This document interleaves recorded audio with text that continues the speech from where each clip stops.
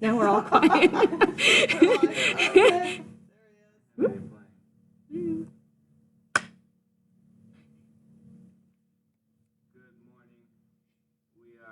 Geez, that thing is late. We just watched it. Alright, we here with my homeboy Bob. We're gonna chicken fight. Alright, she gonna get on Miss Matthew's shoulders, and we're gonna see who can last. Week 2 of the lockdown. Alright. I need a soundtrack. Good morning, afternoon, night, midnight, whatever the heck time you're watching this.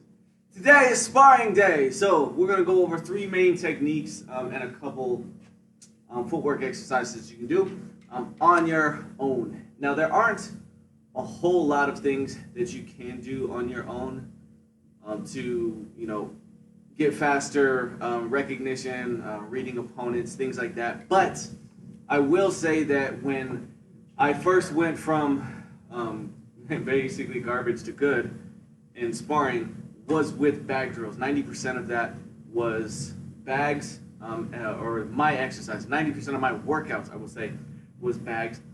And a lot of the stuff that I did on bags was also based on what I was teaching at the time, because my first experience with a sparring class was me teaching it. We didn't have a sparring class when I was a kid.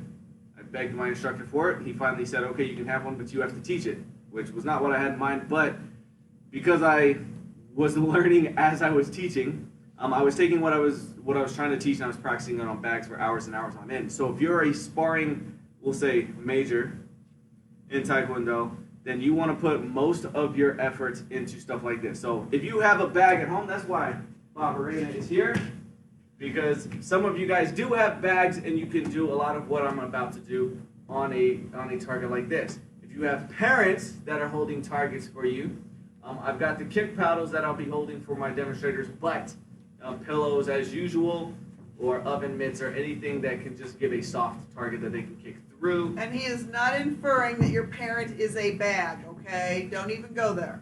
Wind. Depends on the parents. Most parents are some sort of wind instruments, typically bagpipe. Alright, so I get the same frequency. We've been doing this a while. Alright, so we're going to go into our warm-up first. So just to refresh, Icky Shuffle is a 3-step side to side. So I'm going to go 1 step in a hole, 1 step in a hole, 1 step out of the hole. If you draw a circle on the ground, or if you have a hula hoop, or if you just have a line that you're going to step on, 1 step on the line, 1 step on the line, 1 step off the line. And so we're just going to go side to side with a 1, 2, 3 motion like this for 30 seconds. Let's do it.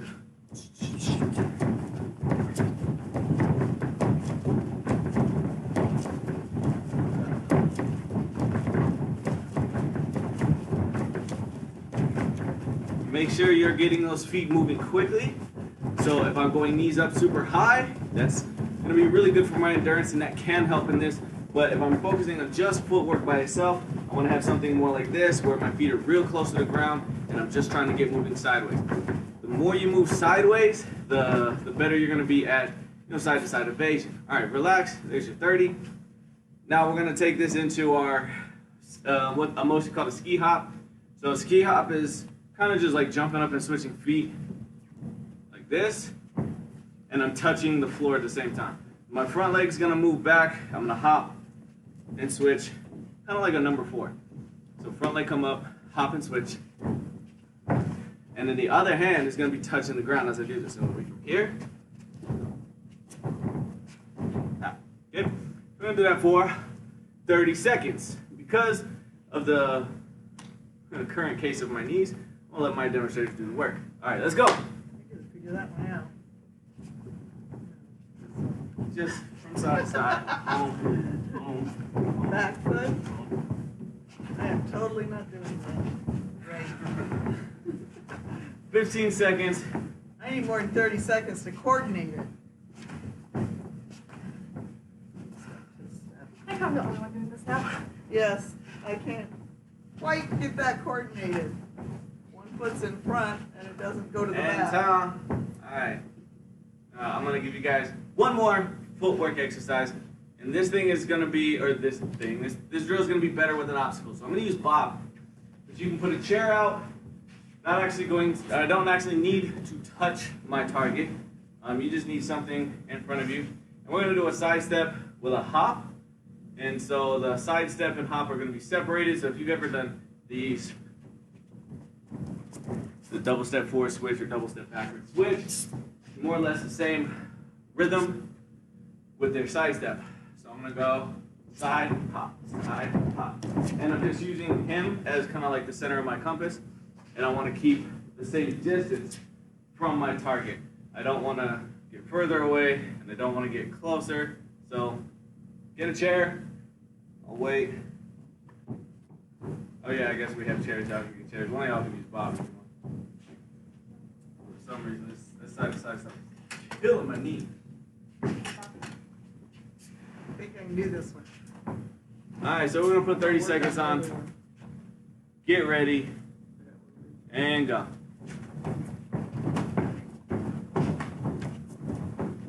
By the way, you do not have to go the same direction the whole time. You can stop and switch directions after a lap. You can stop and switch directions after 2 or 3 steps. You can stop and switch directions after 1 step. Just mix it up. However you feel comfortable doing it. 5 seconds. And time. There we go. Alright. Now legs should be nice and warmed up. Bob, smile. Smile. Smile! Alright, now let's do like stretch. Feet apart. Reach straight down in the middle.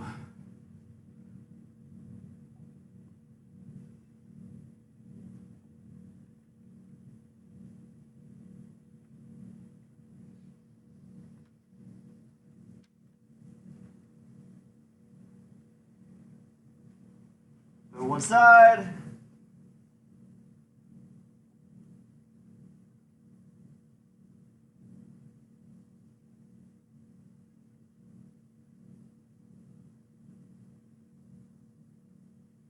Go to the other side.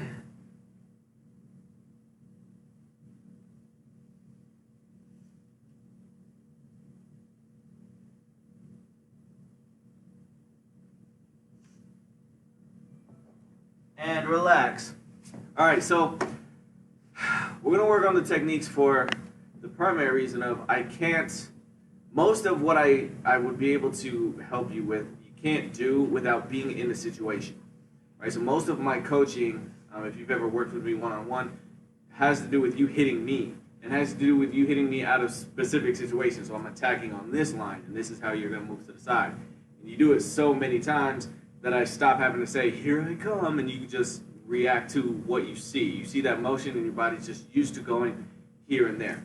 So because you don't have that, and most of sparring training is not verbal, I can tell you 100 things that you can do, but actually doing them is going to be way different. It's like me explaining to you how to do a backflip. Throw your arms up, jump as high as you can, tuck your knees. Backflip is actually as simple as I just made it sound. Technical wise. However, actually doing it's different. You have to be able to feel what I'm talking about. So we're going to do the best we can, and we're going to start off with Bob Arena here. We're going to start off with our side kick and our hip check, because I feel like everybody should start off with their side kick. That should be your number one goal. We're going to take this up into hook kick. We're going to work a little bit on reverse Z kick, and we're going to work a little bit on axe kick. So you're going to start static, and we're going to throw 5 of these from a close enough position that I don't have to move. And what I'm going to focus on, let me face you, what I'm going to focus on is starting in a position I want to be in to kick, which means if I have to step or move or lean or anything else other than just kick with the main leg, that I was not already in position. This is a tell. This is a tell. Anytime I make a motion before actually kicking, I'm giving my partner ever so slightly a head start or a heads up that something is coming.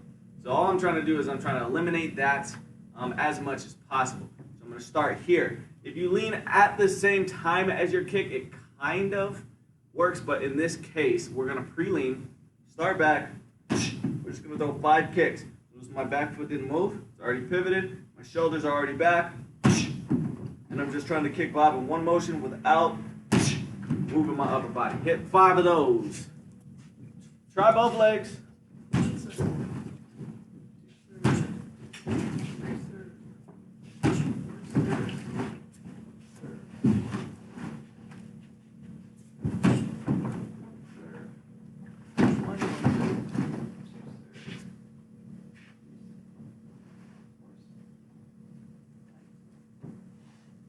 Cool sauce. Now the only thing you're going to do different now is you're going to take a step back and you're going to add your slide to it. Unfortunately, I'm not there to tell you you're doing it wrong. But here's what everybody does wrong. They step instead of slide. And when I say that's not a slide, that's a step, then they simply try to step faster. Stepping faster does not make it a slide. A slide and a step are not the same motion. Sliding is much closer to hopping, where stepping is like running. Because when I step, my kicking leg is not in the air while I'm stepping, this puts you at a slight disadvantage to anybody who's throwing just straight number ones. If my kicking leg is up before I move, then I'm either on par with them or ahead of the person who's throwing straight number ones. So it gives me a leg up against them. So I am now too far to hit without any motion. I am not a long way away though, especially because if I'm not good at this technique, I want to make sure that I can practice doing the technique correctly and not make mistakes by trying to overreach or the step slide. I don't want to step. I want just the slide. So my feet start pretty close together. Most of my weight is already on this leg, and this leg, for me, is my left.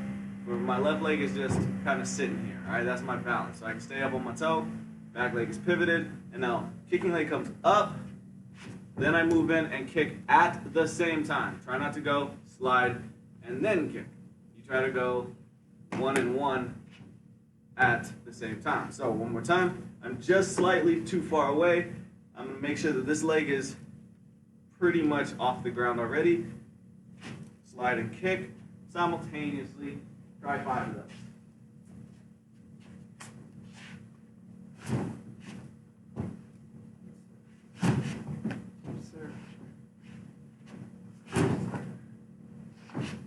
Sir.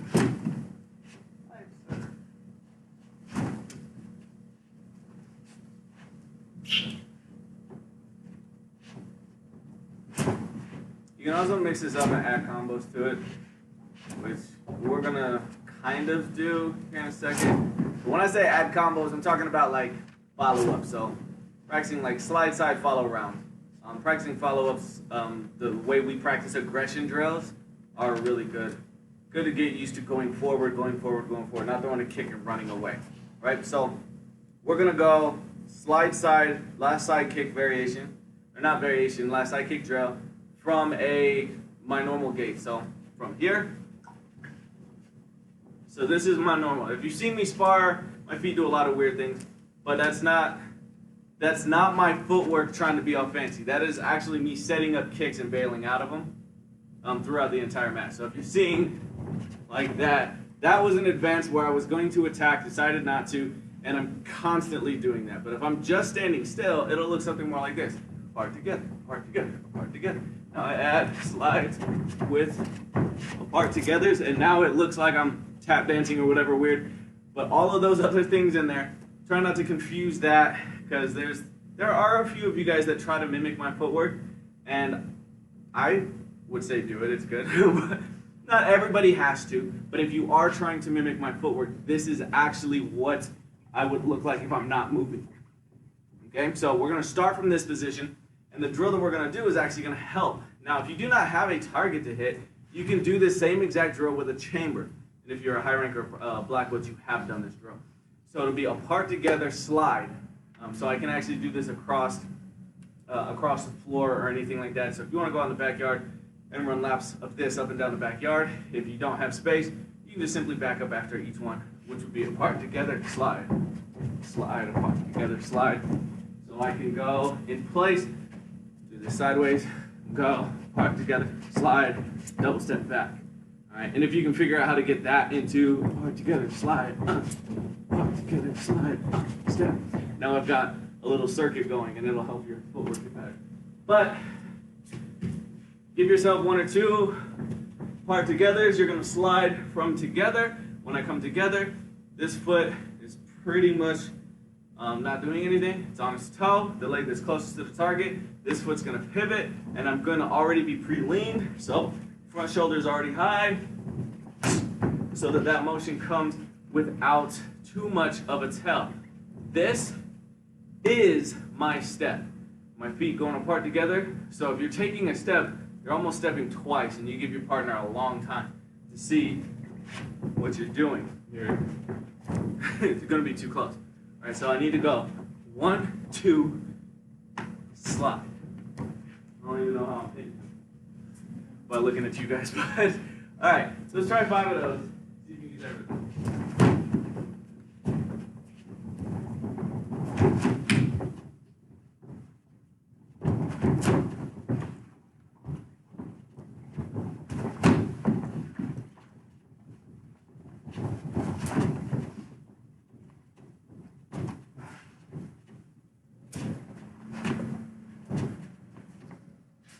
This drill can be done with every kick in the bag, apart together, that slide as well.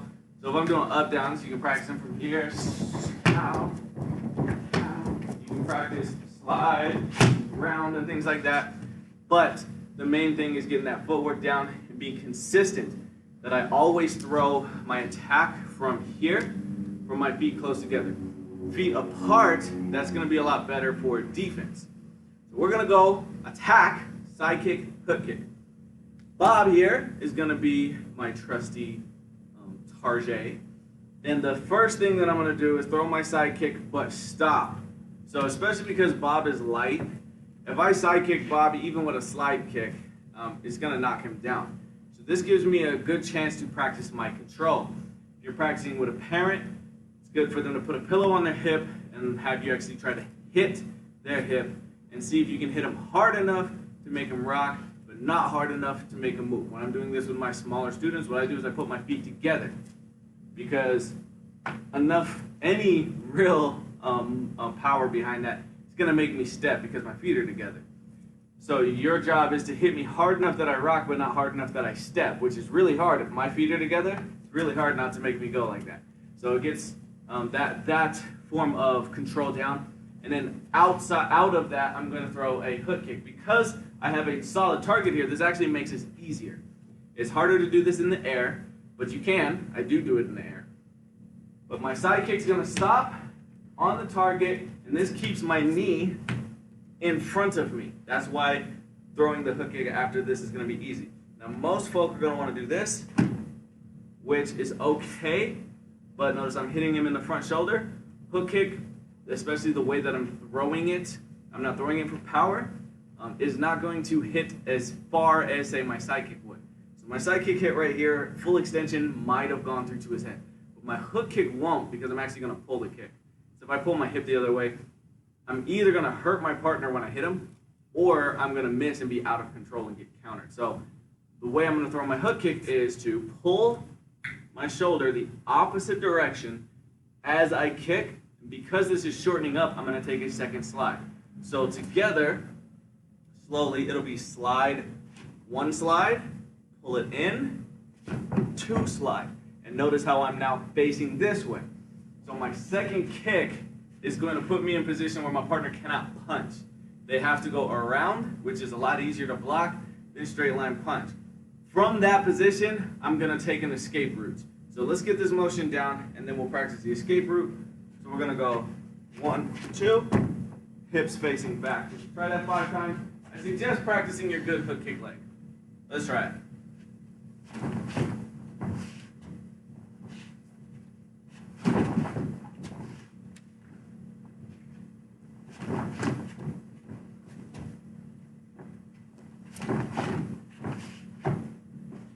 Hi, Ranks. Do you recognize this combination from anywhere? Kicking drill. Kicking drill.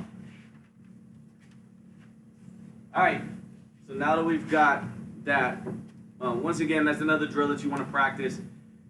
if you're serious about sparring, this live stream goes for about 30 to 45 minutes, but you want to practice for a couple hours, these motions.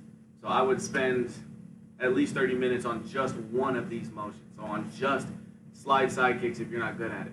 And if you are good at it, I would still spend 5 to 10 minutes to warm up with it, right? And then the hook kick motion, if I'm not good at side kick, hook kick, if that felt slow, if it didn't feel like you were going like bomb, bomb, like you were being able to stay aggressive, then you need to put a lot of practice on that technique. Okay, so now we're gonna go on to a Z kick, reverse Z kick. I tell all the stories about how I invented this kick back in the day. I invented Z kick, which what most of you guys think of as a hook kick is not a hook kick. That's the reverse one. A normal Z kick goes straight down, it's a round kick. And when I say I invented it, I didn't sit in a lab and think about all the different ways I can administer this kick. I had a kid rush me and I threw up my foot, and this is just what happened. I freaked out and it did not look cool. Hit him in the face, but it didn't. You could definitely tell it was an accident in the video. Right. So this is the original. It's here.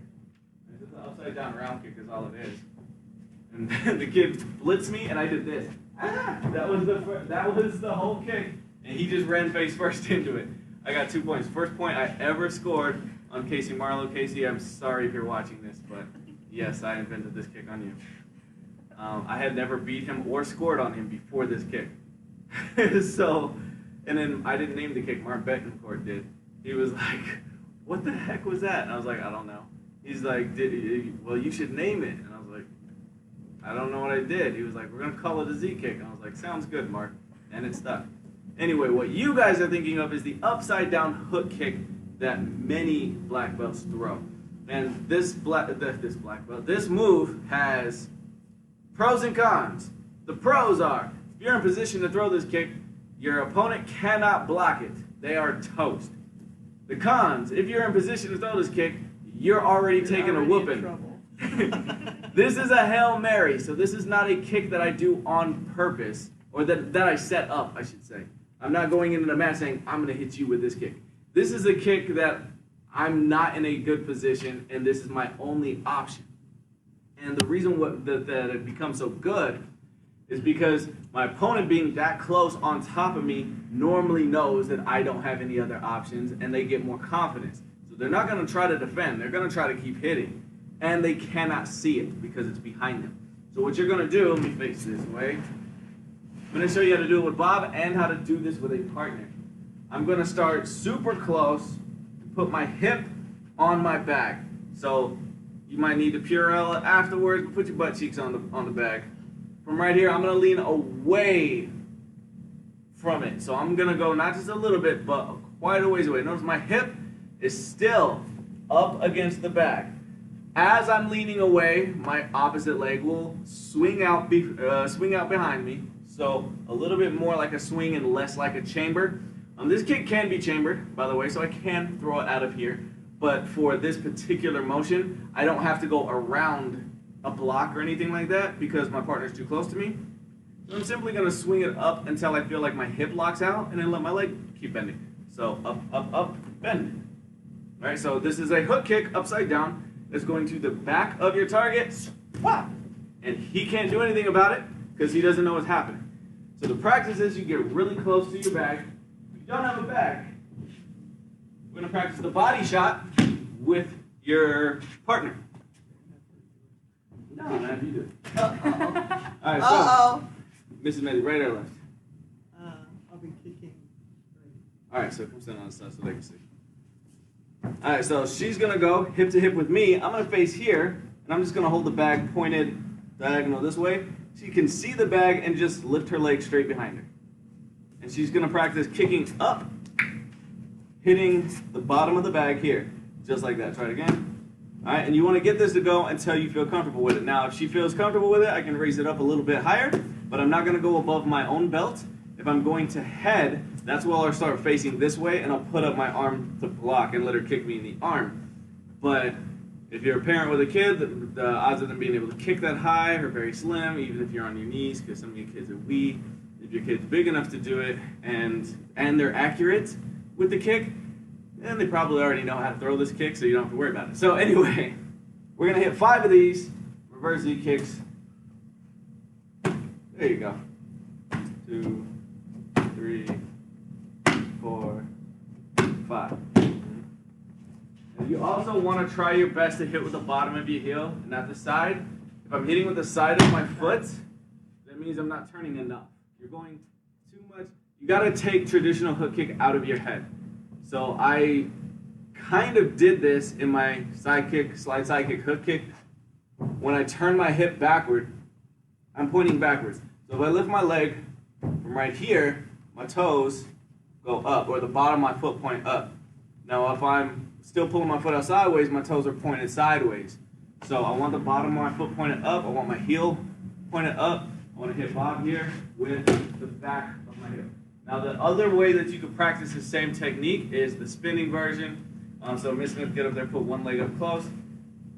And now when you spin into this kick, you have to feel like you're going forward. Your head still goes backwards or goes down quite a bit, but you have to feel like you're going into the target, because very similar to a crescent kick, this kick does not have a ton of range. It is more up and down than it is forward. So if you lean backwards, not only are you going to fall over, but you're probably going to miss what you were actually trying to hit. So she's going to spin backwards, push her hip into it, and then throw the kick. All right, and the main focus, once again, is to get your hips backwards so you can kick more up than forward. So I want to avoid kicking around the target, and I want to feel like I'm kicking up. So I got to stop my body pointed away to the target. Bottom of my target, I'm going to turn away from him, and I'm going to stop right here. Kicking straight behind me, right? That's your reverse Z kick, and that's how you spin into that reversed Z kick. Now the last thing that I'm going to go over is axe. And we're going to ask you a question. This, if you have paddles, this is how you hold it, upside down. And we're going to do a reaction drill with these two, the same way we practiced the 1s and 2s last week, where we had 2 bags, you held up 1, they kicked 1, you held up 2, they reacted and kicked both with whatever their kick. This is going to be only axe kick though, so this is more of a speed reaction. And there's 2 ways that we're going to throw the axe. There's the standing still and the forward. Standing still, I'm going to lean back, I'm going to lift this knee up like front kick, and then I'm going to stomp on you. So every time I throw an axe, I'm thinking about stepping. I don't think about kicking up and pulling down, even though that is what you're doing. I really just think about stepping them. So if you imagine there's a set of stairs, and you pick up your foot and you push down to step on it. Now I have a really tall set of stairs, so I pick my foot up really high and I step on it. Now you got a crazy tall set of stairs that's up here. I'm going to pick up my foot and I'm going to step on it. If you imagine you're stepping on something, most of the time you go forward this way, right? So you're going to see at the end that forward motion because I'm literally thinking about stepping on it. So that's me throwing it static. For me throwing it from the slide is where most of this is going to come. And I'm still going to have the same chamber, but I'm going to pull my knee in this circle, primarily because I'm imagining most of the time that I'm throwing this particular technique, I'm going over a chamber. So I'm challenging your chamber. You have a side kick up, and I'm going over the top of your chamber and then down over your head. So it'll be more here. And so the only difference in the chamber was instead of me starting straight, I started sideways and then rotated out. And you want to have that because when you're sparring, you're already sideways. So I don't want to square up to throw this technique. I want to chamber from where I am, square up as I throw the technique. Okay? So it'll be here, sliding, open, step on your target. All right, so with the bag,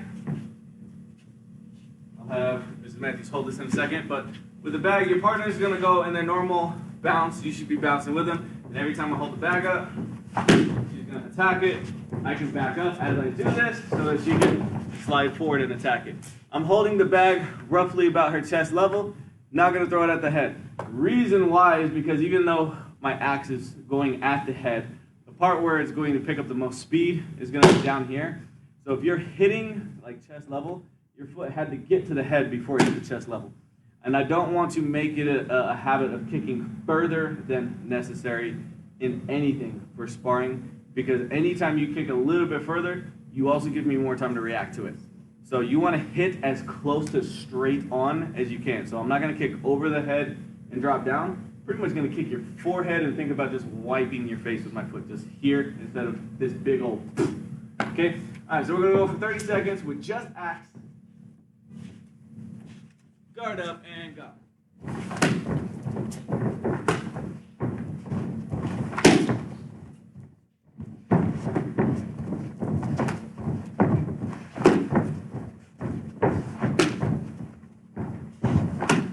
Double slides on that too. Alright, which I didn't go over, but 10 seconds. Put it down.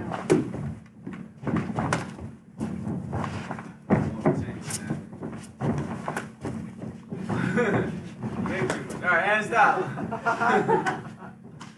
And the biggest reason why you want to chamber crescents and axe kicks while sparring is because the straight leg kicks are just super easy to block. People block them on accident all the time. I've actually hurt people's shoulders trying to kick them in the head, but it's not because I hit them like this. It's because I was kicking as fast as I could, and they just moved their arm out, and I hit their arm. This was their block. This is how they blocked their head. And they're like, ow, that hurt my shoulder. But because my leg was straight, my target was the head. Even though I'm going around, all they gotta do is stick their arm out, and eventually my foot will catch up to their arm. You know, so they can block my headshot down here, theoretically. But if I point my knee, I can be a little bit more precise about where my kick goes. And it also might disguise a little bit of where I'm going. It also allows you to do drop side and stuff like that, which we might go over next week. Don't have time to throw drop sides today.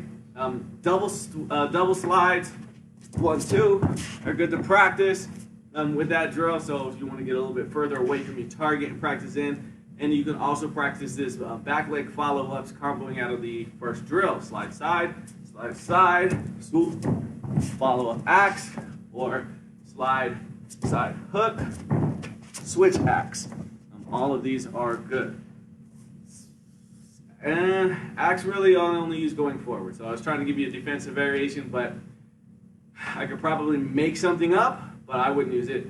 I would only use axe going forward. Okay? Melody, I hope you're on there. We want you ready when you get to visit this summer. Practice hitting stuff. Once again, take any of these techniques and dedicate a significant amount of time to just that one technique. Even if you think you got it, you need to get it faster. If you think you have it fast, you need to get it stronger. If you have it fast and strong, you need to get it higher. You need to be able to put it in and out of other combinations. So you can practice combinations while still focusing on things like side kick. Until next time, tomorrow we'll be tricking. We're going to throw another set of spin kicks. We did twists last week, so we're going to do kicks again tomorrow. Be here, 1 o'clock. Anybody that wants to be a demonstrator, I could always use demonstrators to give my knees a rest. See you then. Deuces.